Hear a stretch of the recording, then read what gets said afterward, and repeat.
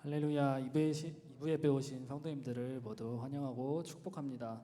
저희 예배드리기 전 드리는 이 찬양 시간을 통해 많은 은혜 받으시길 진심으로 소망하겠습니다. 저희 하나님의 은혜로 찬양하도록 하겠습니다.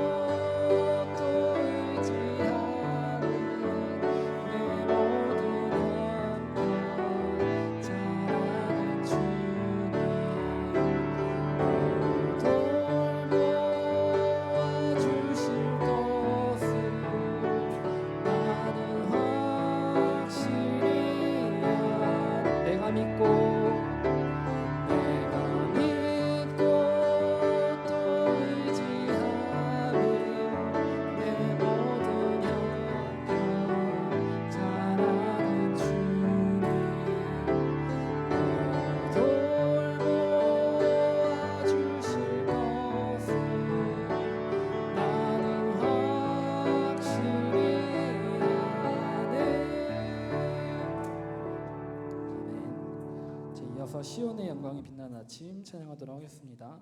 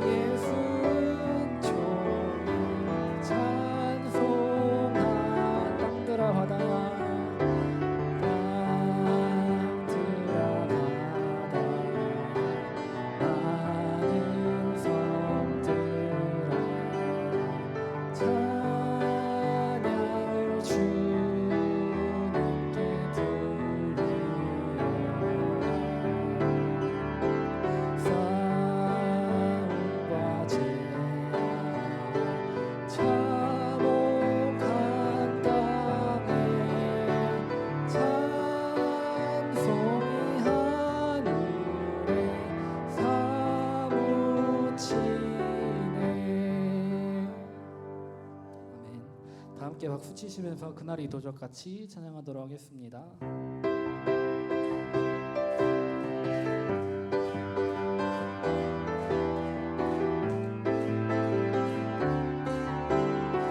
그날이 도적같이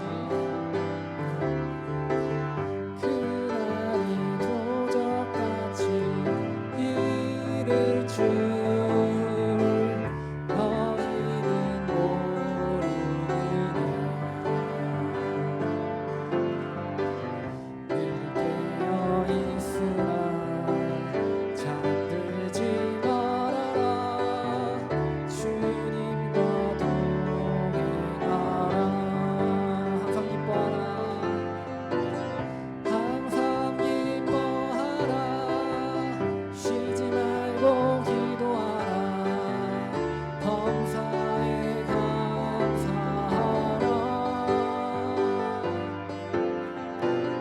이는 예수 안에서 너에게 향하신 하나님 뜻이니라 평강의 하나님이 너희를 거룩하게 하시고 온몸과 영혼에 주오실 그날에 흠없기 원하노라 항상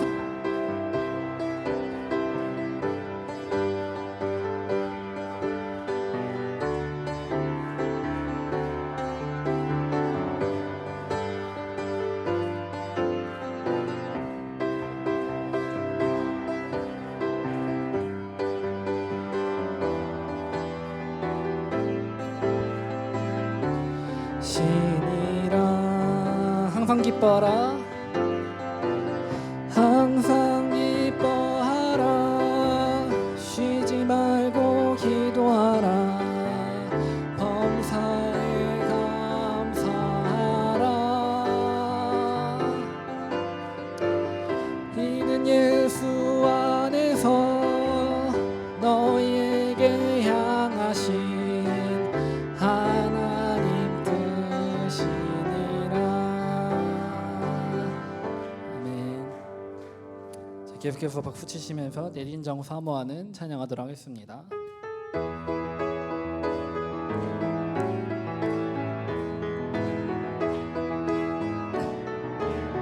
내 진정 사모하는 내 진정 사모하는 친구가 되시는 구주 예수님은 아름다워라 산 밑에 백합화요 빛나는 새벽별 주님 영원할 길 아주 없도다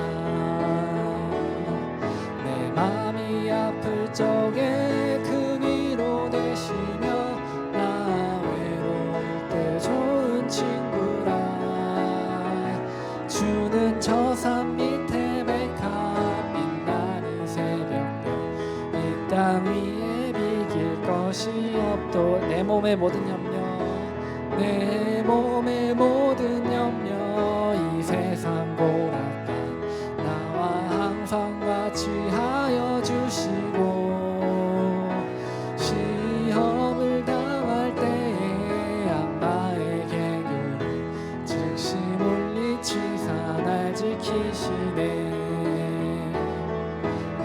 세상 날 버려도 주 예수 안 버려 끝까지 나를 돌아보시니 주는 저 산 밑에 백합 빛나는 새벽별 이 땅 위에 비길 것이 없도다 내 맘을 다하여서 주님을 따르며 길이 나를 사랑하리니 불이 두렵지 않고 장검이 겁없네 주는 높은 산성 내 방패시라 내 영혼 먹이시는 그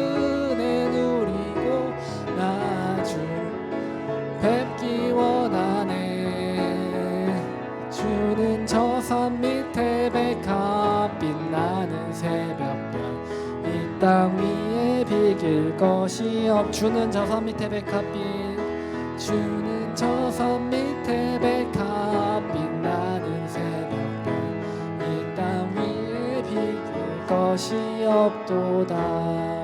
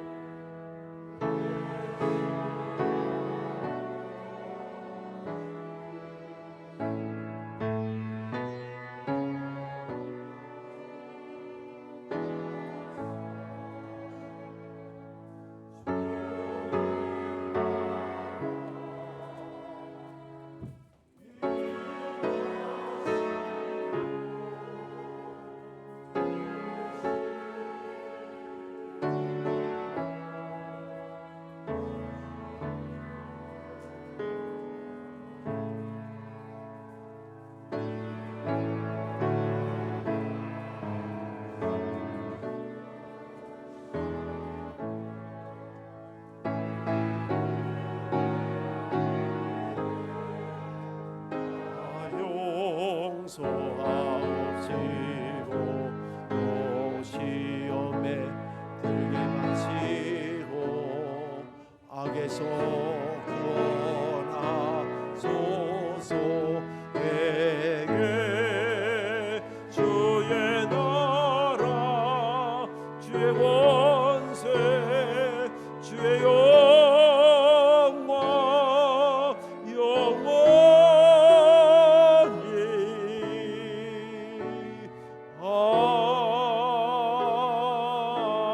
아멘. 다 같이 머리 숙여 묵상 기도하심으로 부활절 제4주 어버이 주일 예배를 성부, 성자, 성령 하나님께 드립니다.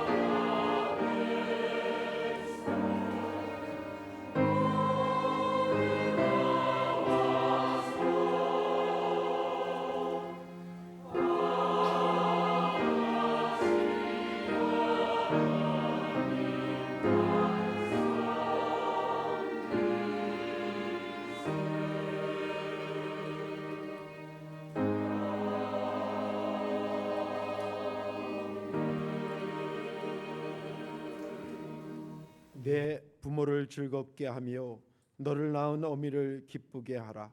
자녀들아 주 안에서 너희 부모에게 순종하라. 이것이 옳으니라. 아멘.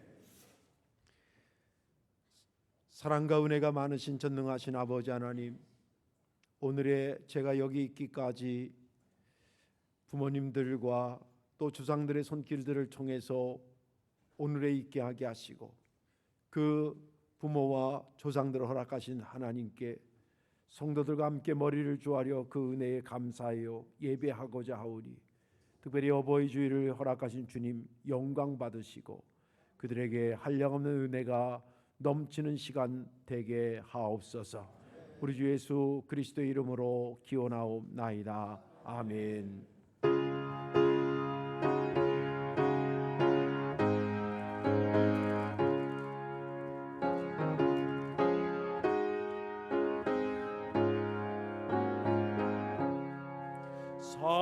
사철의 보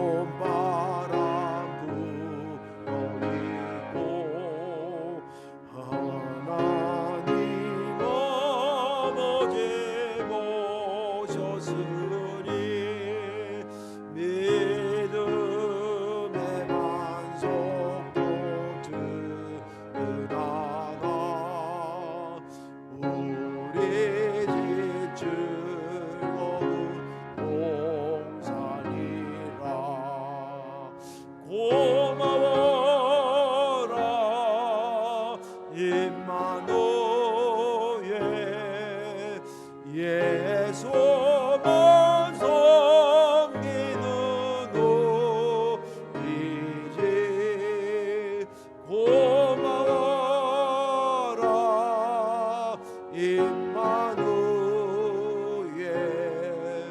복되고 즐거운 하루하루 어머니 우리를 보이시고 동기들 사랑에 뭉쳐있고 기쁨과 서름도 같이 하니 한간의 조가도 적이라 고마워라 임마누엘 예수만 섬기는 우리지 고마워라 임마누엘 복되고 즐거운 하루하루 아침과 저녁에 수고하여 다 같이 일하는 온 식구가 한 상에 둘러서 먹고 마셔 여기가 우리의 남원이라 고마워라 임마누엘 예수만 섬기는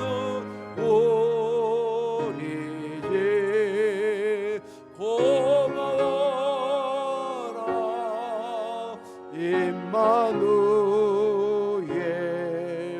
복되고 즐거운 하루하루 아멘. 우리들의 신앙을 사도신경으로 주님 앞에 고백합시다. 전능하사 천지를 만드신 하나님 아버지를 내가 믿사오며 그 외아들 우리 주 예수 그리스도를 믿사오니 이는 성령으로 잉태하사 동정녀 마리아에게 나시고 본디오 빌라도에게 고난을 받사 십자가에 못 박혀 죽으시고 장사한 지 사흘 만에 죽은 자 가운데서 다시 살아나시며 하늘에 오르사 전능하신 하나님 우편에 앉아 계시다가 저로서 사한 자와 죽은 자를 심판하러 오시리라. 성령을 믿사오며 거룩한 공회와 성도가 서로 교통하는 것과 죄를 사하여 주시는 것과 몸이 다시 사는 것과 영원히 사는 것을 믿사옵나이다. 아멘. 찬양 성도 성자 성령 성삼위 제게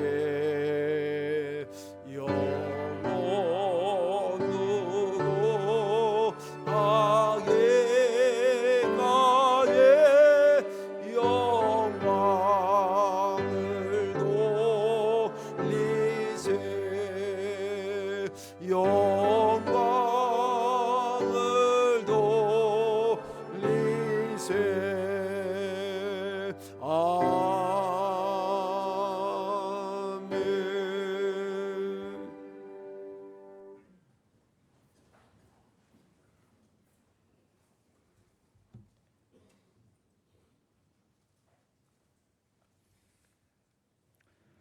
사랑이 많으신 하나님 아버지, 오늘도 살아 숨 쉴 수 있도록 생명과 은혜를 허락하신 주님께 감사와 찬송을 드립니다. 이 귀한 주일 특별히 어버이 주일로 지켜 예배를 드릴 수 있도록 인도해 주심을 감사드립니다.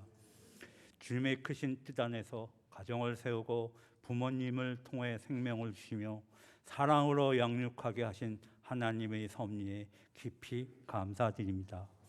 지난 5월 8일 하나님의 은혜와 보살핌으로 어르신 나들이 행사를 은혜롭게 마쳤음을 감사드립니다. 주님, 어버이 주를 맞아 각자의 부모님을 돌아보게 하시고 가까이 계시든 멀리 계시든 이날을 통해 다시금 그 사랑을 표현하고 감사의 고백을 전할 수 있는 용기를 주시옵소서. 사랑은 말로 전할 때 살아날 줄 믿습니다. 감사와 사랑이 우리의 마음에 머물지 않고 행동으로 드러나게 하여 주시옵소서. 주님, 지금도 많은 부모님들이 삶의 무게와 질병, 외로움 가운데 있습니다. 특히 연로하신 어르신들이 몸과 마음이 함께 지쳐가는 이 시대 속에서 하나님의 은혜로 위로받게 하시고 믿음의 자녀들이 곁을 지킬 수 있도록 인도하여 주시옵소서. 교회가 그런 이들을 섬기는 따뜻한 공동체가 되게 하여 주시옵고 혼자가 아니라는 것을 느끼게 하여 주시고 이 세대의 부모를 공경하는 문화를 잃지 않게 하여 주시옵소서. 효도를 무겁게 여기는 것이 아니라 삶 속의 기쁨으로 여기게 하시고 사랑은 표현하고 감사함을 자주 고백하는 믿음의 자녀로 살게 하여 주시옵고 우리 교회가 세대를 잇는 사랑의 통로가 되게 하시고 어른과 아이가 함께 예배드리는 공동체 안에서 하나님의 사랑과 은혜가 넘쳐 흐르게 하여 주시옵소서.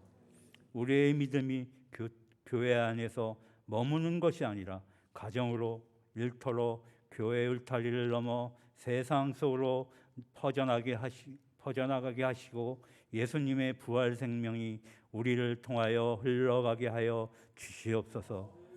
우리가 웃는 자리나 말하는 순간 결정하는 태도 속에서 예수님이 드러나고 복음이 전해지는 은혜가 흘러가게 하여 주시옵소서. 주님, 이 계절은 어린 생명들이 자라나는 계절이기도 합니다.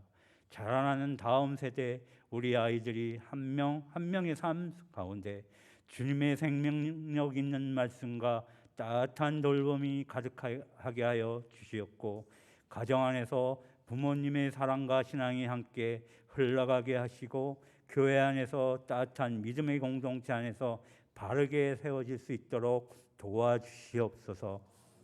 마지막으로 하나님의 뜻에서 부모님을 공경하며 살아가는 우리의 삶이 이 땅에서 복을 받고 하늘의 상급을 소망하게 하시며 무엇보다 주님의 기쁨이 되는 자녀의 삶이 되도록 인도하여 주시옵소서. 최영석 담임 목사님을 성령의 능력으로 인쳐 주시사 육신의 연약함에 능력으로 역사하시는 하나님의 은혜로 강건하게 하여 주시옵고 이 시간 아버지에게는 아들이 부족이 문제되지 않습니다라는 말씀을 듣고 단위에 세우실 때 성령의 능력을 부어 주셔서 생명의 말씀을 증거할 수 있도록 인도하여 주시며 그 말씀으로 험난한 이 세상을 살 동안 넘어지지 아니하는 믿음의 뿌리가 되도록 역사하여 주시옵소서. 찬양을 드리기 위하여 늘 준비하는 시온 찬양대원들에게도 주님이 동행해 주시고 교회 곳곳에서 눈에 띄지 않게 사랑과 봉사를 아끼지 않는 성도들을 축복에 축복을 더하여 주시옵소서. 이 모든 말씀 우리의 부모님 품을 통해 이 땅에 보내주시고 하나님의 사랑을 몸소 보여주신 예수 그리스도의 이름으로 감사하며 기도드리옵나이다. 아멘.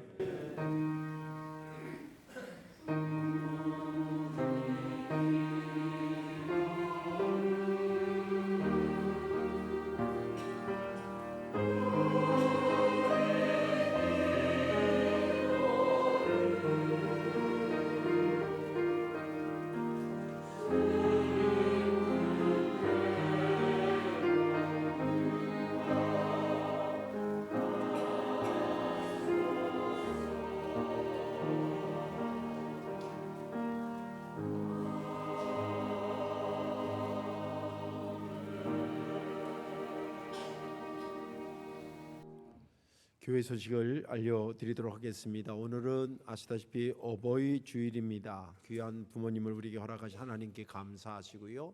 또 우리를 키워주신 부모님을 기억하면서 그렇게 예배하는 시간이 되길 바랍니다. 특별히 아이들, 청소년부 아이들이 작지만 선물을 여러분들에게 준비해 주신 거 감사하고, 청소년부에 감사하고, 또 이제 점심은 우리 청년부 애들이 일부 예배를 다 드리고 가서 지금 부지런히 준비하고 있습니다. 손길들이 복되고 귀하기를 바랍니다. 오늘 오후 예배는 총 6개 헌신 예배를 드리니까 잘 준비하시면 좋겠고요. 이번 주 금요일날 심야 기도회 때는 지역장님들이 특송해 주시겠고, 돌아오는 주일날 오후 예배는 올해 목표가 내 백성을 위로하라. 그래서 각 사역하시는 분들께 주간 예배를 드리는 중에 이번 지역장 주간 예배로 드리게 되었습니다. 함께 모여서 기도하고 예배하고 찬양하고 또 그들과 함께 위로 삼으시면 좋겠습니다. 모임에 대한 광고입니다. 총여성교 회장단 모임이 오늘 1시에 만나볼 수 있겠고, 지역장 회의가 오늘 1시에 오후 1시에 장로실에서 있습니다. 그리고 총여성교회 원래가 다음 주 2부 예배 후에 예루살렘 성전에서 있겠습니다. 어르신 나들이 행사가 지난 목요일날 은혜 가운데 잘 마쳤습니다. 수고하신 분들에게 너무 감사하고, 이번에 103명의 할머니 할아버지들 또 수행인원들 이렇게 참여했습니다. 너무 감사합니다. 수고하신 모든 분께 다시 한번 감사드리고요. 오늘 신방은 소망 일목장 신방하니까 기도로 잘 준비하시기 바랍니다. 우리 교육부에서 아이들 신앙 성장을 위해서, 영적 자녀 맺기를 위해서 목장과 또 청소년부 또 교회학교 아이들, 심지어는 청년까지 이렇게 영적인 자매 맺었습니다. 여러분들 영적인 자녀 맺기인데 여러분들 자녀 배정된 그 아이들을 위해서 기도해 주시길 바라고요. 특별히 걔네들 격려도 해주시고 또 생일도 챙겨줄 수 있으면 그렇게 챙겨주시면 고맙겠습니다. 그리고 작년부터 시작된 제2의 국내 성지순례에 대한 안내입니다. 5월 23일 금요일 날 오전 9시에 교회에서 출발하고요. 이번에 장소는 인천에 있는 기독교 유적지에 대한 것을 우리가 탐방합니다. 작년에는 강화도에서 했고요. 이제 점점점 인천에서 밑으로 쭉 해서 저 밑에까지 이렇게 훑어갈 것인데, 아무튼 올해 2번째 하는데, 대상은 전교인들이 다 가면 너무 좋겠는데 여러 가지 연상 그러지 못하고 지역장님들, 또 목자들, 남성교회 지회장들 이분들이 참석하게 됩니다. 신청 잘 하셔서 그날 많은 참여했기를 바랍니다. 그리고 5월 25일에 대한 중식에 대한 광고인데요. 올해 우리 교회 하나님이 주신 목표가 내 백성을 위로하라. 그래서 그 실천 사항으로 교회 설립 기념 예배에 대한 거 있었는데, 그때 부흥회도 하고 그래서 어선에서 좀 편하게 식사를 하기가 좀 그랬었습니다. 그래서 5월 25일 다음 주일이죠. 다음 주일 때 정말 말 그대로 잔치를 하려고 합니다. 그래서 외부에서 뷔페 식사를 좀 주문을 하고, 그래서 전교인들이 2부 예배 후에 식사도 하고, 교회에서 그동안 여러분들 수고한 것에 너무 감사해서 기념품도 이렇게 마련해서 그날 드리도록 하겠습니다. 언제라고요? 딴 건 잊어버려도 그날을 잊어버리면 안 돼요. 네, 5월 25일 다음 주일입니다. 맥주감사절을 맞이해 7월 첫째 주일인데요. 맥주감사절을 맞이해서 지역별 찬양제가 있습니다. 문화부에서 주관하고 있는데 각 지역장님들은 어떻게 하는 건지 잘 지시를 받으셔서 지역별로 찬양을 잘 준비해 주셔서 맥주 감사절 축제가 되도록 협조해 주시길 바랍니다. 미리미리 이런 광고를 드리는 것은 연습을 부지런히 하라고 광고를 먼저 드리는 겁니다. 총 남선교회와 장로님들이 수고하셔서 총 여성교실과 그리고 주리스 연습실 바닥을 아주 깨끗하게 이렇게 수리해 주셨습니다. 다시 한번 감사드립니다. 다음 주 중식은 사랑지역 A, B 그룹에 섬겨주시겠고요. 이경섭 권사님께 조장으로 수고해 주시겠습니다. 이번 주에 함께 기도해야 될 것은 러시아어권 목회자 신학 세미나인데, 이번 주간이 마지막 주간입니다. 그래서 목요일 저녁에 폐예배 졸업식을 하고 그리고 금요일 날 출국하는 그런 여정이 맞춰지게 됩니다. 위에서 계속 기도해 주시기를 바랍니다. 그리고 헌신 예배를 드리는 총여성교회를 위해서 또 여러분들에게 배정된 영적 자녀들을 위해서 기도해 주시길 바랍니다. 다른 광고 말씀 없으시죠? 성도의 교제 나누도록 하겠습니다.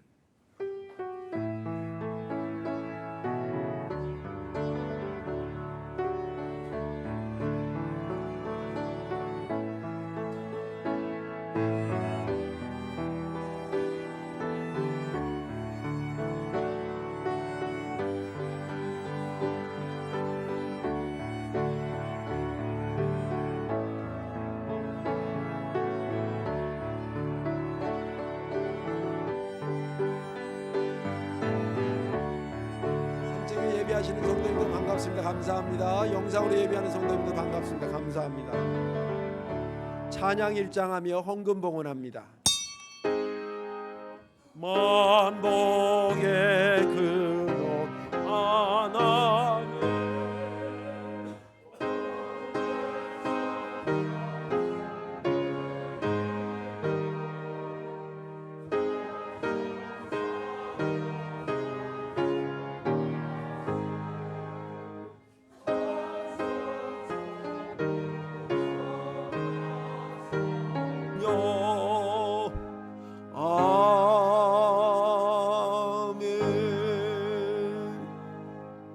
우리가 이 땅에 태어나기 전부터 우리에 대한 거룩한 계획을 가지시고 또 좋은 부모님들을 통해 이 땅에 생명으로 나게 하신 하나님 감사와 영광을 돌리옵나이다.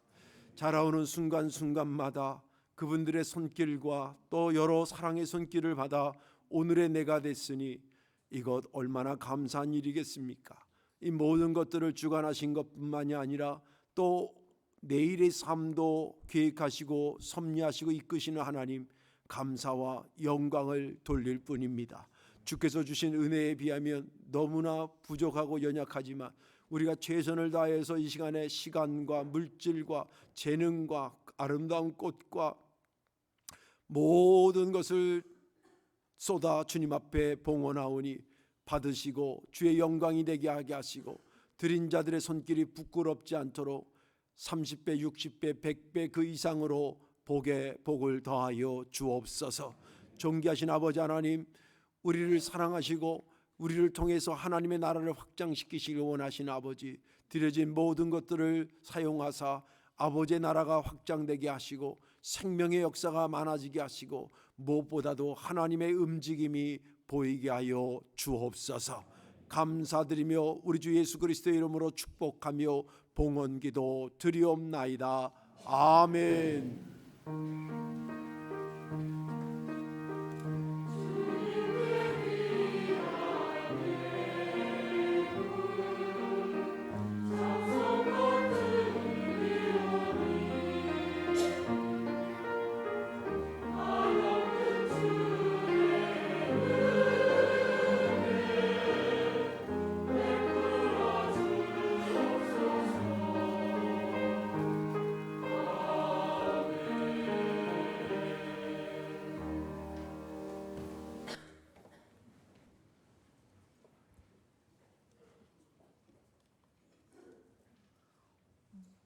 오늘 우리에게 주신 하나님의 말씀은 누가복음 15장 18절에서 24절, 31절에서 32절 말씀입니다. 신약전서 122페이지입니다. 내가 일어나 아버지께 가서 이르기를 아버지가 내가 하늘과 아버지께 죄를 지었사오니 지금부터는 아버지의 아들이라 일컬음을 감당하지 못하겠나이다. 나를 품꾼의 아들로 보소서 하리라 하고 이에 일어나서 아버지께로 돌아가리라. 아직도 거리가 먼데 아버지가 그를 보고 측은히 여겨 달려가 목을 안고 입을 맞추니 아들이 이르되 아버지가 내가 하늘과 아버지께 죄를 지었사오니 지금부터는 아버지의 아들이라 일컬음을 감당하지 못하겠나이다 하나 아버지는 종들에게 이르되 제일 좋은 옷을 내어다가 입히고 손에 가락지를 끼우고 발에 신을 신기라. 그리고 살진 송아지를 끌어다가 잡으라. 우리가 먹고 즐기자. 이 내 아들을 죽었다가 다시 살아났으며 내가 잃었다가 다시 얻었노라 하니 그들이 즐거워하더라. 아버지가 이르되 예 너는 항상 나와 함께 있으니 내 것이 다 네 것이로되 이 네 동생은 죽었다가 살아났으며 내가 잃었다가 얻었기로 우리가 즐거워하고 기뻐하는 것이 마땅하다 하니라. 아멘.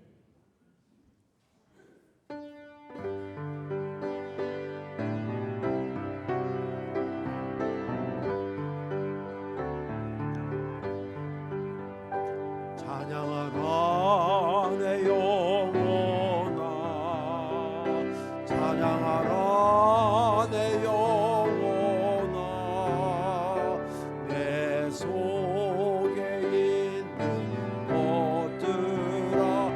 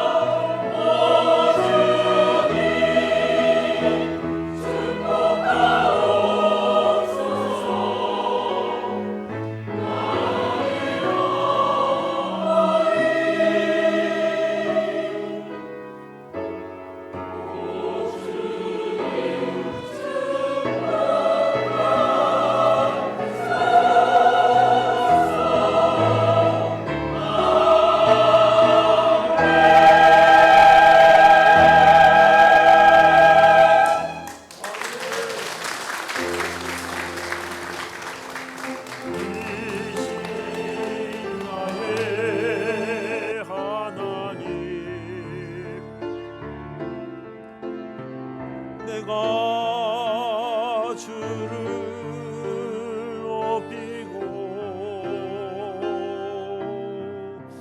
영원히 주의 이름을 송축하리나.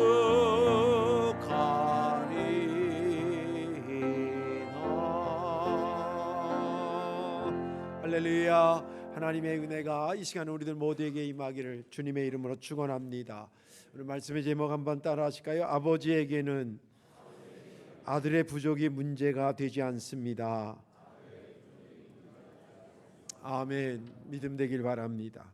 설교 듣기 전에 이런 생각을 하면 좋겠습니다. 아버지한테 아들의 부족은 문제가 될까요? 두 번째 질문. 그러면 아들에게는 아버지의 부족이 문제가 될까요? 생각하면서 말씀을 들으면 좋겠습니다. 목회라는 게 이제 성도들의 믿음을 이렇게 이끌어주고 또 그들의 가정을 돌보는 그런 일이기 때문에 알게 모르게 이제 가정사에 대해서 듣게 되기도 하고 보게 되기도 하지요. 그래서 이런저런 일을 이제 도와주기도 하는데 우리 교회도 이렇게 보면 정말 훌륭한 아버지들이 굉장히 많고요. 어버이 주일이라 하는 말이 아닙니다. 진짜 그렇고 또 훌륭한 어머니들이 너무 많습니다. 여기 계신 분들이 다 그런 분이라고 생각을 해도 과언이 아닐 것입니다. 제가 저쪽에서 목회할 때 어느 날 동네 아저씨가 저를 찾아왔습니다. 한 50대 초반 정도 되고 다 아는 사람들이에요. 동네에서 제가 오래 살았기 때문에 그분이 내가 목사인 줄 알고 나도 그분이 누군지 알아요. 근데 그분은 술을 너무 좋아해가지고 10번 만나면 한 9번은 술 취해 있습니다. 한 번 정도 이렇게 있는데 그분이 어느 날 저를 찾아왔어요. 목사님 어려운 부탁을 좀 하러 왔어요. 그래서 뭐냐 그랬더니 아저씨한테 아들이 둘이 있었는데 둘째 녀석이 중3인가 뭐 이 정도 됐는데 동네에 후배를 때린 거예요. 근데 그 당시에 이제 기억하실지 모르겠지만 오래지긴 하지만은 학교 폭력에 대해서 막 국가에서 단속하고 막 그런 게 강화되던 때입니다. 그런데 이제 아이 엄마가 화딱지가 나가지고 때린 애 아버지한테 전화해서 당신 아들 고발하겠다고 경찰서에 고소하겠다고 막 이렇게 얘기한 겁니다. 이 아버지가 이제 놀래가지고 이제 어떻게 할까 하다가 이제 저를 찾아온 겁니다. 왜 날 찾아오는 거야? 아무튼 저를 찾아왔어요. 그 이제 제가 사실은 동네 다 알고 있기 때문에 때린 애도 내가 알고 맞은 애도 내가 우리 교회도 왜 애들 성탄절 되면 오기도 하고 뭐 이런 애 있잖아요. 그런 식으로 알아요 다 두루두루. 그래서 내가 그랬어요. 그러면 애 데리고 가서 그 맞은 애 엄마한테 사과를 해라. 죄송하다 그러고 애도 그렇게 하라 그러고 그리고 뭐 치료비가 들면 치료비도 대주고 좀 진정으로 좀 그렇게 사과를 해라. 그랬더니 이분이 예 알겠습니다. 그런 거예요. 그러면서 나가면 좋겠는데 그런 말에 목사님 그렇게 하겠습니다. 근데 목사님 저랑 같이 가면 안 될까요? 이러는 거예요. 같이 가야 돼요, 말아야 돼요? 아주 남의 일이라고 얼른 가라는데.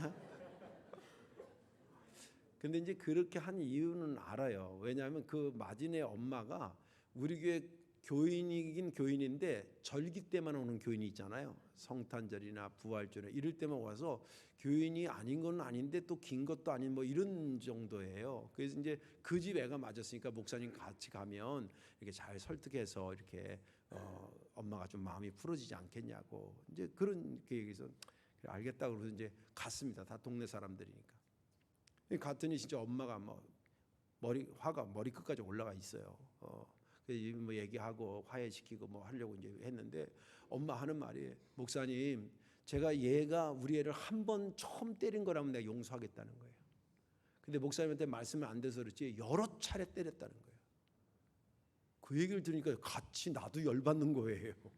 부모 심정에서 그렇잖아요. 100번 이해가 되는 거예요. 그래서 그래도 또 어떻게 그래도 어쩌고 그런데 엄마가 도저히 화를 풀 기미가 안 보여요. 그러니까 말이에요. 어느 정도 가니까 화해가 안 되니까 그 아버지가 그 엄마 앞에 무릎을 탁 꿇더라고요. 깜짝 놀랐어요, 사실은요. 네. 그러면서 하는 말이 제가 이렇게 무릎 꿇으면서 잘못을 용서해달라고 구합니다. 제가 자식 농사를 잘못 져서 이랬는데 다시는 그런 일이 없도록 진짜 그럴 테니까 저를 용서해달라고. 내 앞에서 무릎 꿇고 그런 거예요. 그 엄마한테. 애들은 이제 학교 가서 그날은 못 가고 이제 우리 셋만 만났는데, 그래서 내가 아유 아무개 성도님 이렇게 아버지가 무릎까지 꿇고 이렇게 하는데 받아주셔야 되지 않겠냐고. 이제 그러면서 이제 잘 조정을 해서 그리고 돌아왔습니다. 돌아오면서 딱 생각해, 내가 이 사람을 10번 만나면 몇 번 술 취해 있었다고요? 9번 술 취해 있어가지고 아유 저 아버지 노릇이나 제대로 하겠나 저 사람 이랬거든요. 근데 아들의 허물을 사하기 위해서요, 그 아주머니 앞에 무릎을 탁탁 꿇는 걸 보면서 야 아버지구나. 역시 아버지는 아버지구나. 이때 아버지들이 좀 아멘을 하셔야 됩니다. 여자들은 한이 맞춰서 그런지 죽어도 아멘을 안 하는데 뭐 그건 자유지만 그때 제가 그렇구나, 부성애라는 게 이런 강력함이 있구나, 그런 생각을 한 적이 있습니다. 아버지에게는 아들의 부족이 문제가 되지 않습니다. 오늘 본문에 있는 말씀은 누가복음 15장에 있는 말씀인데요. 이게 하게 된 비유가 여기 이제 3가지가 나오는데 하게 된 배경을 좀 이해를 하셔야 됩니다. 예수님께서 어느 날 식사를 하는데 세리들, 죄인들 이런 사람들하고 식사를 하니까 그 의롭다고 얘기하는 유대인들이 예수님의 제자들한테 막 삿대질하면서 야 니네 선생님은 의롭다는데 왜 저 죄인들하고 같이 밥 먹고 그러냐고. 그때 주님께서 이 죄인들이 구원받아야 되지 않냐, 잃어버린 사람 찾아야 되지 않냐, 그런 차원에서 비유를 3가지를 막 스트레이트로 하는 겁니다. 그 첫 번째 비유가 잃은 양 찾는 목자의 비유. 잘 들으세요. 두 번째는 드라크마, 잃어버린 드라크마는 당시에 동전의 돈의 단위예요. 그 드라크마를 잊어버린 여인이 부지런히 찾는 비유. 이게 왜 그러냐면 당시의 문화는 우리 만약 결혼하면 지창금을 가져가는 것처럼 동전 드라크마 10개를 쌓아서 여자의 품에 안겨서 친정 엄마가 보내는 거거든요. 근데 지창금이 어떻게 하다 보니까 하나가 잊어버린 거예요. 그 잊어버리면 자기가 굉장히 그 푼수라는 소리를 들으니까 어떡한지 그걸 찾으려고 막 여기 서랍 열어보고 저기 열어보고 이래서 마침내 찾아내요. 그 비유가 2번째고, 그리고 맨 마지막에 3번째 비유가 우리가 흔히 말하는 탕자의 비유예요. 근데 이 탕자의 비유가 뭐 나쁜 건 아니지만 정확히 본문을 가지고 이해하려고 그러면 문맥상 탕자의 비유가 사실은 타이틀이 되면 안 돼요. 보세요. 잃어버린 양을 찾는 목자의 비유예요. 그죠? 잃어버린 동전을 찾는 여인의 비유예요. 그리고 잃어버린 아들을 찾는 아버지의 비유예요. 이게 맞는 거예요. 신학적인 논쟁들이 있긴 합니다만 저도 개인적으로는 그냥 부르기 좋게 탕자의 비유 이렇게 했는데, 그 비유의 주인공은 탕자가 아니라 그 아들을 끝까지 기다리는 아버지가 주인공이에요. 그런 컨셉으로 이 이야기를 들어야 된다. 오늘 여기 그래서 그 비유해 보니까 어느 아버지가 아들 둘이 있었는데 둘째가 아버지한테 자기한테 줄 유산을 미리 땡겨달라는 거예요. 그래가지고 아버지가 마음이 좋지는 않았겠지. 그런데 그 아들 몫을 이렇게 떼서 줬더니 아니라다니까 그걸 받아가지고 홀랑 가가지고 큰 도시로 가가지고 그냥 호랑망땅 다 써버린 겁니다. 그리고 안타깝게 그 지역에 하필 또 가뭄이 들어가지고 먹을 것도 제대로 없게 돼서 일자리도 없어진 거예요. 요즘으로 말하자면. 어떻게 구한 게 돼지 키우는 집에 돼지 먹이는 종으로 간 거예요. 근데 그 집도 워낙 없어서 돼지가 먹는 쥐엄나무 열매라고 있는 게 있답니다. 그때는 야생 돼지같이 키우는 거지. 그 열매를 자기도 배가 고프니까 그거 따먹고 앉아서 햇빛에 이렇게 앉아있는데 자기 인생이 너무 처량한 거예요. 야, 내가 이러려고 여기 나왔나. 그래서 아버지한테 가서 자기의 잘못을 고백하고 저 좀 살려달라고, 저는 아들이라고 대우해달라는 게 아니라 그냥 아버지 집에 품꾼으로 저를 받아들여라고 그렇게 말해야 되겠다. 그리고 용기를 내서 이제 집으로 어슬렁 가는 겁니다. 근데 집에서 저쪽 들어오는 어귀에 이제 되게 동네 입구에 이렇게 있잖아요. 멀리서 이렇게 어귀에 이렇게 돌아서는데 아유 아버지가 딱 보니까 자기 둘째 아들인 거라. 그래서 이 아버지가 측은히 여겨서 성경에 보면 막 달려갔다 그래요. 달려가서 그 아들을 끌어안고 목을 비비고 얼굴을 비비고 그러니까 이 아들이 아버지 저는 이 아버지한테 이런 사랑받을 자격이 없어요. 저는 아들도 아니에요. 다만 저 품꾼으로 써달라고 온 거예요. 근데 무슨 말이냐고. 넌 죽었다가 살아난 녀석이고 내가 잃어버렸다가 찾은 녀석인데 무슨 말이냐고. 그러면서 종들을 불러가지고 막 옷 목욕시키라 그러고 새우 갈아입히라고 막 금가락지 끼라고 살찐 송아지 잡으라 그러고 잔치를 막 거대하게 하면서 즐겁게 기쁘고 막 풍하게 울리고 그런 겁니다. 한편 아침부터 일하러 나갔던 큰형이 이제 집에 돌아왔는데 그날 예고도 없던 잔치 소리가 나는 거예요. 그래서 그 종한테 이게 무슨 야 집에 뭔 일 났냐 그랬더니 아유 당신 동생이 이렇게 죽었다고 거의 생각했던 그 아들이 돌아와가지고 아버지가 너무 기뻐서 잔치를 한다는 거예요. 그 얘기를 듣는 순간 아들이 집에 갑자기 동생 보고서 막 뛰어갔으면 얼마나 좋았겠어. 입이 닭발이 나왔어. 안 들어간 거예요. 아버지는 말이지 집도 안 나가고 내가 아버지 농사 잘 짓고 그 동물 잘 키우고 있는데 나한테 염소 새끼 하나 주면서 네 친구들하고 먹으라 말 한마디도 안 하시는 양반이 세상에 아버지 자기 목 가지고 갖다 다 팔아먹고 한 그 녀석이 집에 들어오니까 그 녀석을 위해서 잔치를 해요? 야 이건 말이 안 되지 이건.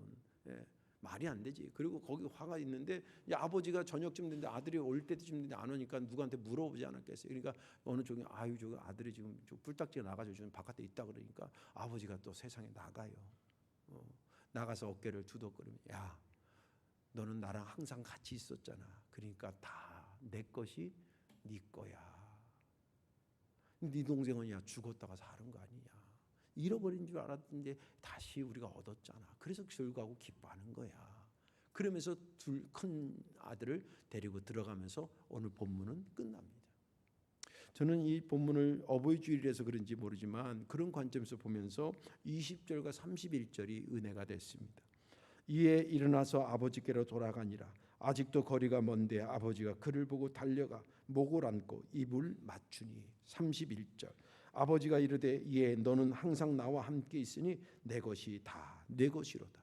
20절 말씀은 둘째 아들에게 쏟아붓는 아버지의 부성애가 있고 그리고 31절에는 큰아들에게 쏟아붓는 아버지의 사랑이 그려져 있습니다. 참 위대하다라고 하는 것을 새삼 느꼈습니다. 오늘 저와 여러분들 말씀 나누고 은혜 받으시고 나에게 있는 모든 부모들은 이런 부모들이다. 내 아버지는 이런 아버지고 내 어머니는 이런 어머니다 라는 믿음을 가지고 감사하시고 또 그런 부모를 내게 허락하신 하나님 앞에 다시 한번 감사하며 영광 드리는 이 시간 되기를 주님의 이름으로 축원합니다. 자, 그러면 왜 아버지에게는 아들의 부족이 문제가 되지 않은 것이었을까요? 아버지에게는 아들의 부족이 왜 문제가 되지 않았을까? 그 첫째 이유는 아들을 잘 들으세요. 외형으로 보지 않고 본질로 보기 때문에 그래요. 이 말은 무슨 말이냐면 외형으로 보지 않고 본질로 본다는 건 뭐냐면 아들이 출세하고 잘 되면 내 아들이고 아들이 실패하고 뭐 실수하고 잘못하면 남의 아들이고 그러지 않는다는 거예요. 왜냐하면 아들을 본질 자체로 보기 때문에 그렇습니다. 24절과 31절을 보겠습니다.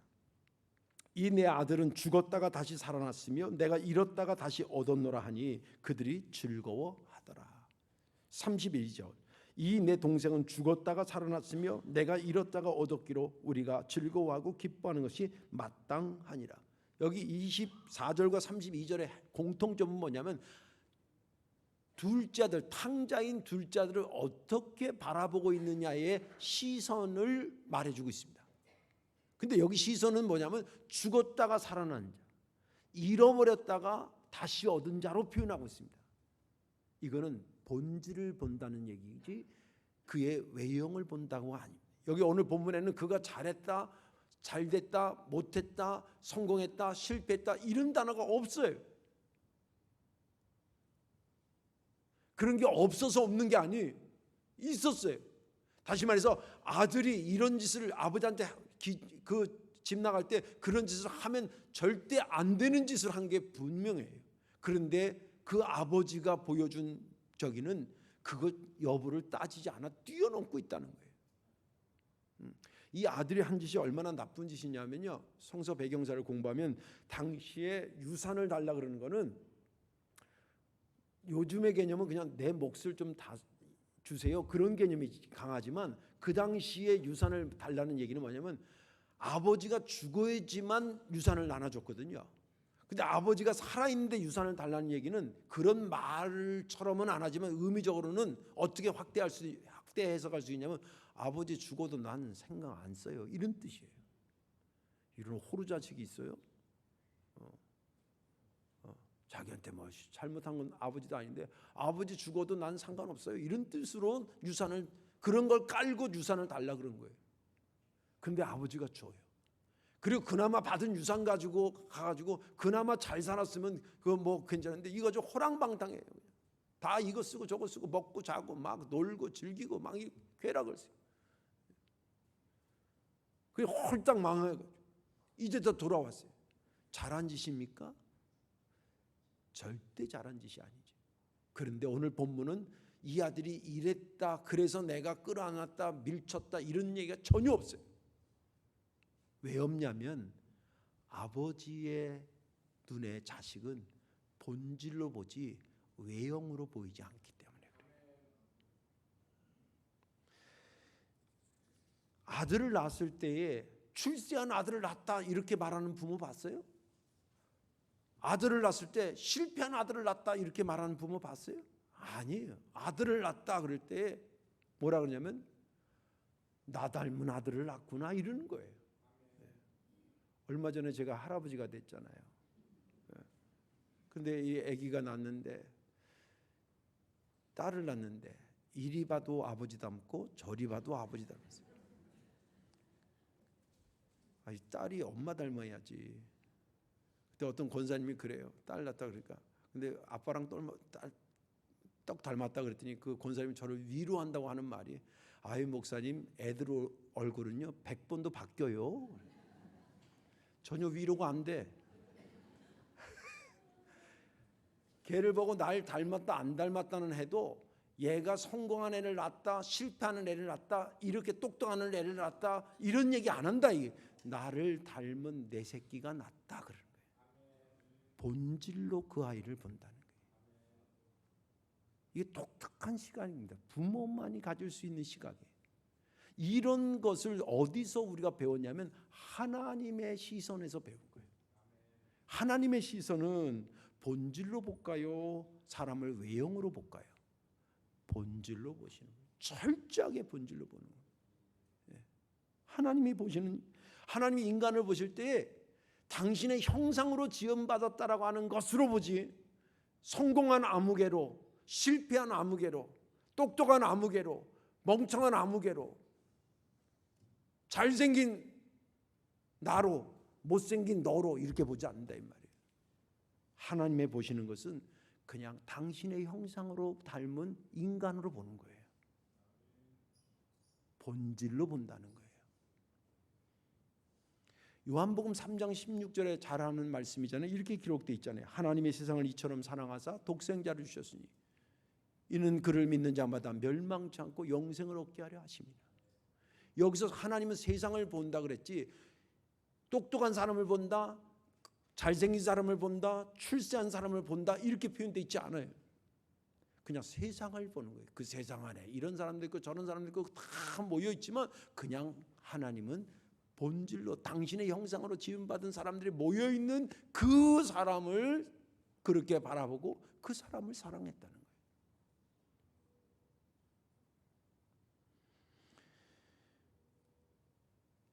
부모가 우리를 본질로 바라보시고 하나님이 우리를 본질로 우리를 바라본다는 게 이게 보통 은혜가 아니에요. 왜 그런지 아세요? 그렇게 바라보기 때문에 그렇게 바라보는 자에게 펼쳐지는 은혜의 세계가 있기 때문에 그래요. 자식을 본질로 안 보고 상황이나 외형으로 본다면 짜증나는 자식이 한두 명이 아니에요. 그렇죠? 확대해서 하나님이 외형적으로 우리를 바라보면 구원받을 자리에서 잘리킬 사람이 한두 명이 아니에요. 제가 여러 번 얘기했지만 하나님이 예쁜 사람을 좋아해서 적어도 천국 오려면 다 쌍꺼풀 해야 돼. 그랬으면 나는 어떻게 하라고. 믿음으로 구원받는다는 것은 본질을 얘기하는 거지 외형을 말하는 게 아니에요. 하나님이 세상을 이처럼 사랑했는데 그 세상 안에 본질로, 그래서 펼쳐지는 세계가 뭐냐면 부족과 연약함이 뭐로 보냐면 수용과 용서로 받아들여지는 거예요. 본질로 볼 때 그게 가능해지는 거예요. 그리고 수용과 용서가 가능해지면 제2의 새로운 기회를 주는 것으로 그 은혜의 세계가 펼쳐져요. 오늘 여기 본문에도 보면 아버지 저는 진짜 하나님하고 아버지한테 죽을 죄를 졌습니다. 저는 아들 자격이 없습니다. 아들로 받아달라고 지금 오는 게 아니라 이건 기회를 달라고 온 게 아니라 그냥 품꾼으로 삼아달라고 온 것입니다 라고 하잖아요. 그랬더니 아버지가 무슨 말이냐, 너는 죽어도 내 자식이고 잘해도 내 자식이고 실패도 내 자식이야. 그러면서 아들의 옷으로 갈아입혀 준 거잖아요. 그건 뭐냐면 내가 너한테 기회를 다시 한번 주는 거예요. 본질로 바라볼 때 그런 겁니다. 사람은요 다 비슷비슷해요. 완벽한 사람 없어요. 뭐 남 얘기할 거 없이 제가 여러 차례 얘기했지만 여러분들이 여러분들의 한 행동을 이렇게 스캔하잖아요. 이렇게 쭉 할 때 내가 그때 정말 생각이 짧았어. 누가 생각 짧게 가지라고 한 것도 아닌데 자기가 생각을 짧게 한 거예요. 누가 발견한 거예요? 내가 나를 발견한 거예요. 그게 나예요. 그게 내 본질이야. 내 연약함이에요. 그런데 그것을 제3자가 본질로 보고 있느냐 아니면 외형으로 보고 있느냐의 차이가 있는 거지. 하나님은 그리고 내 아버지는 나를 본질로 봤다. 나는 아들아 네가 완벽해서 내 아들이 된 게 아니야. 나는 내가 낳기 때문에 너는 내 아들이야. 아무개야 너는 네가 잘해서 내 백성이 된 게 아니라 네가 내 하나님의 형상이기 때문에 하나님의 백성이 되는 길을 열어준 거예요.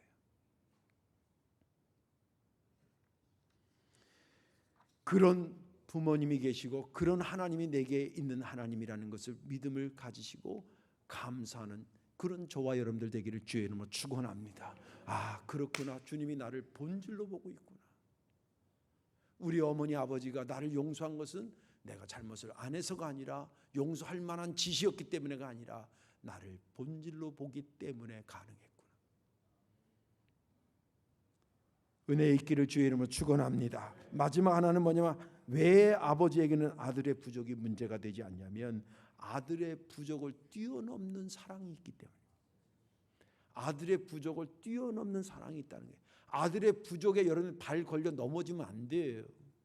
또 그러지도 않으시겠지만 아들의 부족이 있는데 그걸 뛰어넘는 사랑이 있는 거예요. 20절 말씀 보겠습니다. 이에 일어나서 아버지께로 돌아가니라. 아직도 거리가 먼데 아버지가 그를 보고 측은히 여겨 달려가 목을 안고 입을 맞추니.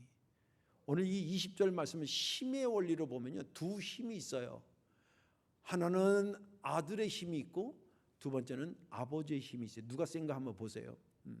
그리고 아들은 젊은이의 힘이고 아버지는 늙은이의 힘이에요. 그런데 오늘 여기 본문에 보면 아들이 힘있게 걸어오는 것 같아요. 뭔가 투벅투벅 걸어오는 것 같아요. 투벅투벅 걸어오고 있어요. 그 반면에 아들보다 훨씬 나이 많은 아버지는 얼마나 힘이 센지 몰라. 멀리 오는 아들을 딱 봤대요. 알아봤대. 시력이 좋은 거예요. 보는 힘이 있어요. 그리고 아들이 있는데 어느 성경에 보면 걸어갔다 그래서 달려갔다 그랬어요. 달려갔어요. 근력이 있어. 근력이 있어. 그리고 막 들어가서 큰 아들을 그 둘째 아들 탕자를 확 끌어안았어. 뭐가 있어? 완력이 있어.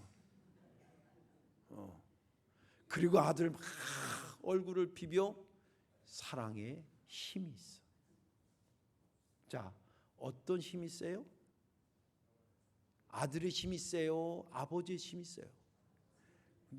일반적으로 보면 젊은이의 힘이 세야지 나이 드신 분이 힘이 세지는 않거든요. 그런데 오늘 이 본문 20절에는 아들의 힘보다 분명히 아버지의 힘이 세요. 왜 그런지 아세요?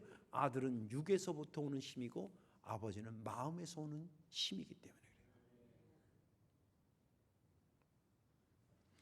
아버지의 힘이, 사랑의 힘이 더 크기 때문에 자식의 부족을 뛰어넘을 수 있는 거예요. 그것을 우리가 전문 용어로 아버지에게 있을 때는 부성애, 어머니에게 있을 때는 모성애라 그러는 겁니다. 하나님께서 본능적으로 그걸 우리에게 내재시켜 준 사랑의 시스템이에요. 그래서 어느 일정한 시간이 되면 부성애가 발동하게 되고 모성애가 발동하도록 해요. 그는 모든 자식의 부족을 뛰어넘을 수 있는 힘을 주셨던 것입니다. 제가 설교 초입에 이런 질문했잖아요. 아버지에게는 아들의 부족이 문제가 될까요? 아마 안 되죠. 답을 쉽게 했을 겁니다. 고담 질문했잖아요. 아들에게는 아버지의 부족이 문제가 될까요? 아리까리해지잖아요.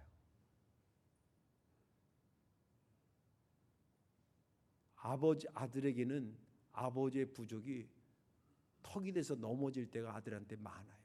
어떤 애한테 너 여기 학생들 잘 들어라. 너네 꿈이 뭐냐? 그러니까 저는요 목사님 재벌 2세가 되기를 원해요. 근데 우리 아버지가 말을 안 들어요.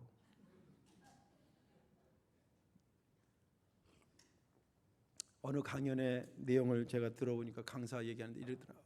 80 넘은 아버지가 마침 아들 50 넘은 아들하고 거실에 앉아있다가 창가에 비둘기가 이렇게 발코니에 앉아있는 거예요. 아버지가 옛날 생각이 나서 그 얘기는 안 하고 옛날 생각이 자기 나서 아들한테 이렇게 물어봤어요. 아들아, 저 새가 저 바깥에 새가 무슨 새냐? 그러니까 비둘기예요. 그래서 한 30초 있다가 한 1분 가까이 있다가 아버지가 또 묻는 거예요. 아들아, 저 새가 뭐냐? 비둘기라고요. 그래서 한 또 30초 정도 있다가 아들아, 저 새가 무슨 새냐? 그러니까 비둘기라고요.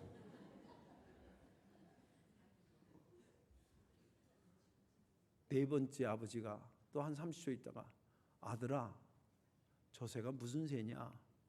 비둘기라고요. 아버지 오늘 왜 이러세요? 아버지 부족을 지금 아들이 못 넘어가고 있어요. 다섯 번째 그러니까 아버지를 위아래로 훑어보면서 아버지 무슨 병 걸렸어요? 이런. 그때 아버지가 자기 방에 가서 서랍에 거의 간직했던 그 아들을 낳아서 키울 때 썼던 육아 일기를 가지고 왔어요. 올해는 우리 아들이 3살에서 이제 4살로 되는데 뭔가 자꾸 배우려고 이것저것 묻고 있다. 창가에 비둘기가 왔는데 우리 이선석이 엄마 이거 뭐가? 그렇게 물었다. 그래서 내가 비둘기라고 가르쳐줬다. 장난감 가지고 좀 놀더니 또 비둘기 보더니 엄마 이거 뭐야? 그래서 비둘기라고 가르쳐줬다. 좀 놀고 또 물어봤다. 그날 우리 아들은 나에게 23번이나 물어봤다. 그런데 그게 너무나 귀엽고 사랑해서 23번째까지 나는 비둘기라고 얘기했다.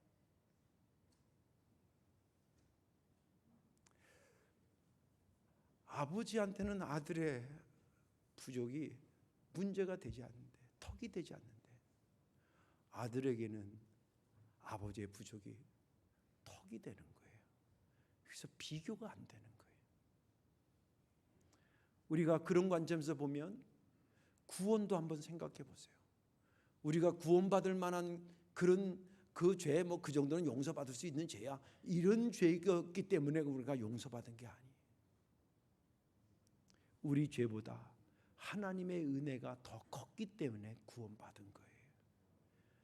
내가 우리 부모들한테 어유 내 새끼 내 아들 내 딸 이렇게 들은 것은 내가 완벽하게 시키면 탁탁하고 완벽하고 그래서 그 소리를 들었던 게 아니라 그분들에게는 나의 부족이 문제가 되지 않는 뛰어넘을 수 있는 그분만이 소유하고 있는 부성애가 있고 모성애가 있어서 내 아들 내 딸 불렀던 것입니다. 그래서 더 이상 아들의 부족이 문제가 되지 않았던 것입니다. 이제 말씀을 정리하겠습니다. 지난주와 이번 주는 저에게는 참 힘든 설교의 시간입니다.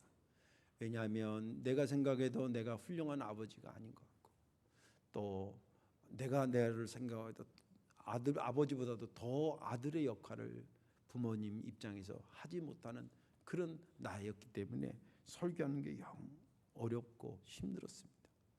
그런데 뭐 이건 피할 수 없게 어린이 주일, 자녀 주일을 지켜라, 또 어버이 주일을 지켜라, 주님께서 그 시간에 나를 살려주신 것을 보면 그래도 너는 훌륭한 아버지가 되어야 되고 그래도 너는 훌륭한 자식이 돼야지, 그런 마음을 감동 주셔서 그 말씀을 증거하게 하셨고 오늘도 이 말씀을 증거하게 하신 것입니다.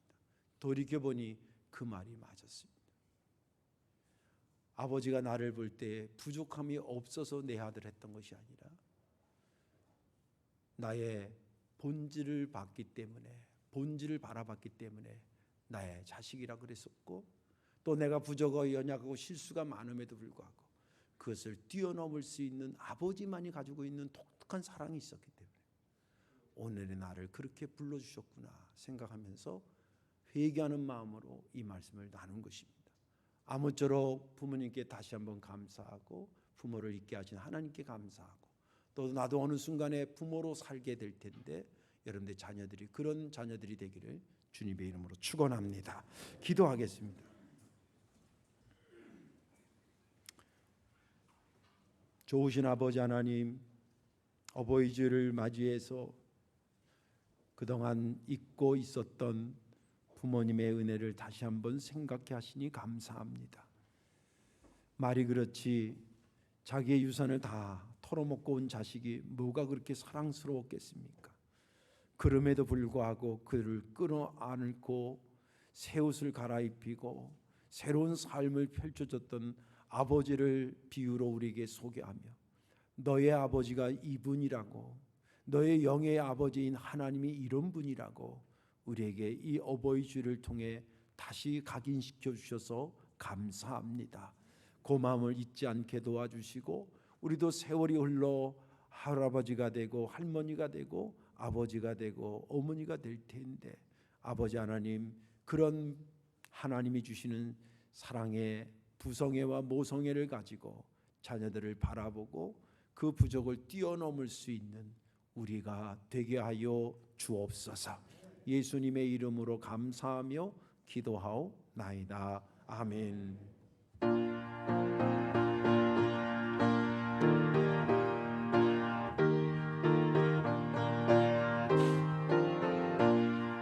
저 죽어가는 자다 구원하고 죽음과 죄에서 건져내며 죄인을 위하여 늘 애통하며 예수의 공로로 구원하네. 저 죽어가는 자 예수를 믿어 그 은혜 힘입어 다 살겠네. 주 믿지 않는 자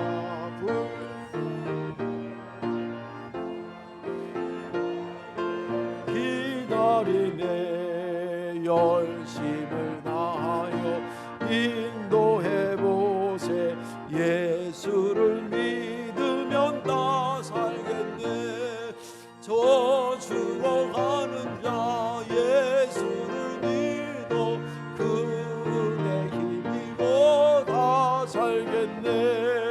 저 죽어가는 자 구원해내야 자리의 본분을 다하리니. 예수의 구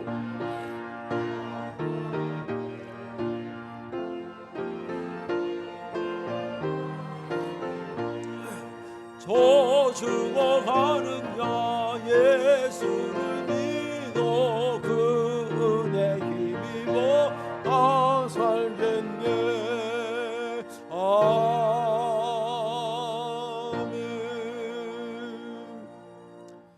이 땅에 오셔서 우리의 허물을 십자가로 부활로 깨끗하게 씻어 가슴에 품는 자녀로 삼아주신 우리 주 예수 그리스도의 은혜와 그리하도록 아들을 아낌없이 허락하신 하나님 아버지의 만극하신 사랑하심과 이 엄청난 헤아릴 수 없는 사랑과 은혜를 입고 살아 오늘에 이르렀다고 우리를 인도하시 감동 주시고 깨닫게 하시는 성령의 감동이 오늘 예배한 모든 심령들과 부모님들과 또 품의 자식들과 생업들 위해 무엇보다 주님 핏값으로 세우신 성덕교회 앞날 위에 이제로부터 영원히 함께 하시기를 간절한 마음으로 축원하옵나이다. 아멘.